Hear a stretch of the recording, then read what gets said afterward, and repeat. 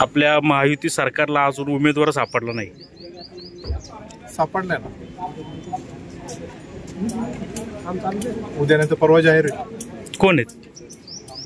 तो जाहीर करायचा अधिकार मला नाही ना. आमचे नेते अजितदादा पवार, मुख्यमंत्री एकनाथ शिंदे, देवेंद्र फडणवीस हे सगळे मिळून जाहीर करतात. आढळराव असतील का? हा, आढळराव पाटील असतील, असू शकतील. असू शकतील.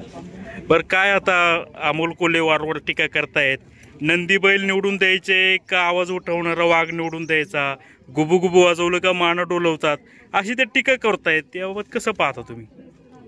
आता त्यांनी त्यांची भावना व्यक्त केलेली आहे, त्याच्यावर आढळराव पाटलांनी मत व्यक्त केलेलं आहे. आता परत अजून दुसरा कोण उमेदवार झाला तर ते काय बोलतील हे ठरवतील. आता कोण कोणाला कुठल्या प्राण्यांची उपमा देतात हे राजकारणामध्ये एवढ्या खालच्या स्तराला जाण्याचा काही अर्थ नाही आहे. भविष्यात जसं निवडणुकीला पुढं जाऊ तसं लोक सुद्धा नाही जुन्नर तालुक्यातले ते योग्य उमेदवार निवडून देतील.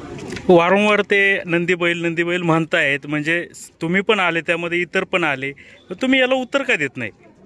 त्यांनी माझं नाव घेऊन नंदी बैल बोलले तर मग बोलेल नाही काय बोलायचं. नाही, म्हणजे जे भाजप सरकारला पाठिंबा देतात त्यातच सगळे आले. असं काही नाही आहे. जनरलाइज स्टेटमेंट करणं आणि स्पेसिफिक करणं याला फरक आहे. कुणी आमच्या विरोधी पक्षातले एखादे माणसं असले त्यांनी स्टेटमेंट केलं आणि ते आपल्या अंगावर ओढून घेणं इतपत समजूतदारपणा माझ्यामध्ये आहे ना. बरं, ठीक.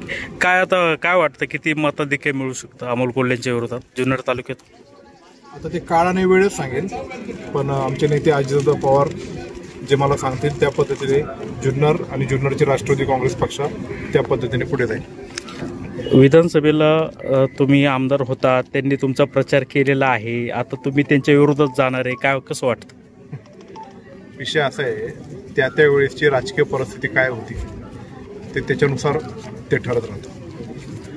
मी म्हणजे माझे वडील सुरुवातीपासून पवार कुटुंबाबरोबर आहे. शरद पवार साहेब, अजितदादा पवार, सुप्रियाताई हे सगळे आम्ही त्यांच्या कुटुंबातले आहेत. त्याच्यानंतरही मी राष्ट्रवादी काँग्रेस पक्षामध्येच आहे आणि राष्ट्रवादी काँग्रेस पक्षामध्येच राहणार.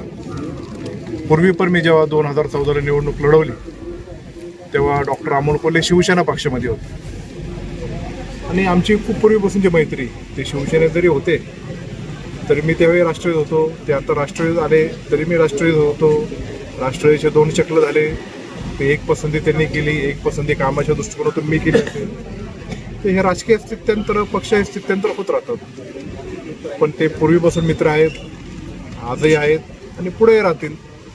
म्हणून ते तेव्हा असं केलं, मग आता असं केलं, मग असं केलं असं नाही. फक्त राजकीय परिस्थितीनुसार पुढे जावं लागतं. उद्धव ठाकरेंच्या शिवसेनेमध्ये फूट झाली, काही लोक एकनाथ शिंदेचा गट भाजपला सामील झाला, त्यावेळी विधानसभेच्या बाहेर तुम्ही गद्दार किंवा खोके बोलत होते आणि आता तुम्ही त्यांनाच म्हणजे सरकारमध्ये सामील होत आहे. काय समजायचं लोकांनी? विषय असा आहे की तेव्हाची जी राजकीय परिस्थिती उद्भवती त्या दृष्टिकोनातून पुढं जावं लागतं आणि सत्तेमध्ये येऊन जनतेच्या विकास कामाच्या दृष्टिकोनातून जर आमच्या नेत्यांनी निर्णय घेतला असेल तर मी काही वेगळ्या पक्षात तर गेलो नाही.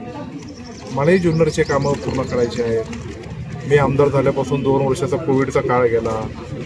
बेनके साहेबांचे जे आधीपासूनचे जे प्रकल्प आहेत ते मला पूर्ण करायचे आहेत. ते सत्तेशिवाय काही पूर्ण होऊ शकले नसते. चिलेवाडीचं पाईपलाईन जसं मी दादांच्या माध्यमातून वल्लभशेठ बेनके साहेबांनी सुरुवात केली आणि मी ही भूमिका घेतल्यामुळे तो पूर्ण होते. खोके सरकार अशा जास्त आरोळ्या तुम्ही माझ्या मनामध्ये आहेत की मी दादांबरोबर आहेत आणि ते काम मी पूर्ण करतो. आता तेव्हाच्या जे घोषणा आहेत तुम्ही ते जेव्हा बोलताय, आता तेव्हाच्या राजकीय परिस्थितीनुसार जे घडतं त्याच्यानुसार होत राहतं. आता शरददादा सोनवणे शिवसेनेमध्ये आहेत, मी राष्ट्रवादी काँग्रेस पक्षामध्ये आहे. आता शिवसेना राष्ट्रवादी काँग्रेस पक्ष एकत्र आले, आता आम्हाला दोघांना एकत्र प्रचार करावा लागेल. भविष्यात अजूनही पुढे त्यातून काय घडेल, अजूनही कुठला पक्ष ॲड झाला तर ते माझ्यावर येतील, वेगळे झाले तर विरोधात जातील. आम्ही राजकीय भूमिकेतून पुढे जाणारे माणसं आहोत.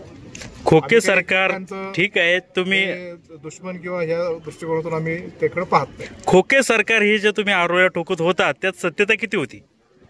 बघा, सत्यता आहे का नाही आहे हे त्यांनाच माहीत आहे. पण जेव्हा जी राजकीय परिस्थिती तेव्हा राजकीय आरोप प्रत्यारोप या सगळ्या गोष्टी ते होत राहतात. हे चालू राहील, पुढेही चालू राहील. अजूनही पलीकडे जे ओरडतात ते उद्या येतात इकडे येतील, इकडे जे बोलतात ते एखाद्याचे तिकडे जातील. आता काय ब्रेकिंग न्यूज चालली आहे, मला सत्य आहे की ते मला माहीत नाही. पण आता निलेश लंके दादाकडे होते, आता ते साहेबांकडे जाऊन लोकसभेला लढवणार अशी सगळीकडे माध्यमातून बातमी आहे. आता ते होतं नाही होतं. आता ते दादाकडे आल्यानंतर त्यांची भाषा काय काय होती, तिकडे गेल्यावर तर काय बोलणार. किंवा ते आधी शिवसेनेमध्ये होते, तिचे तालुका प्रमुख होते, विजय आवटे साहेब तिथे आमदार होते, तेव्हा त्यांनी किती वेळा राष्ट्रवादी काँग्रेस पक्षाच्या विरुद्ध या सगळ्या गोष्टी राहिल्या. नंतर ते राष्ट्रवादी झाले.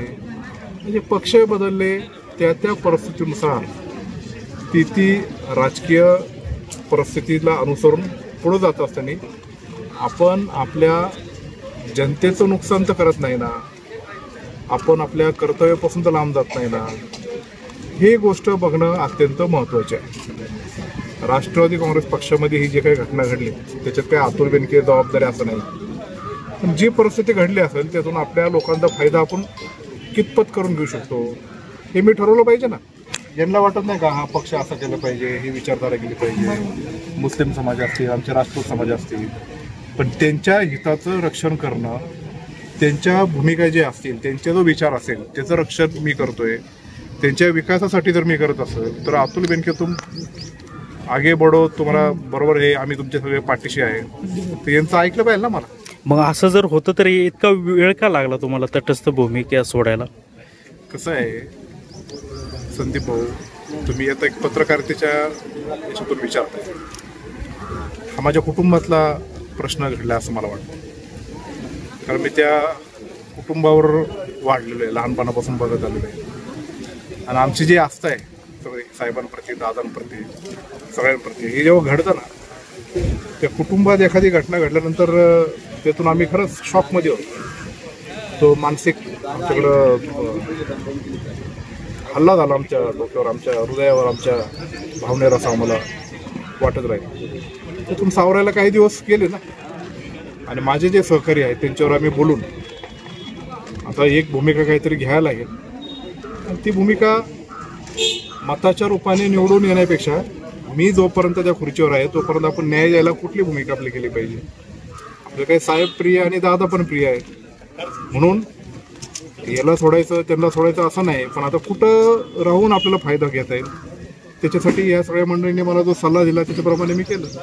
असे काही पोल येत आहेत बातम्यांमध्ये, पेपरमध्ये, त्यामध्ये अजित पवार गटांना खासदारकीला कोणती जागा मिळणार नाही असं पोल, एक्झिट पोलचा अंदाज आहे.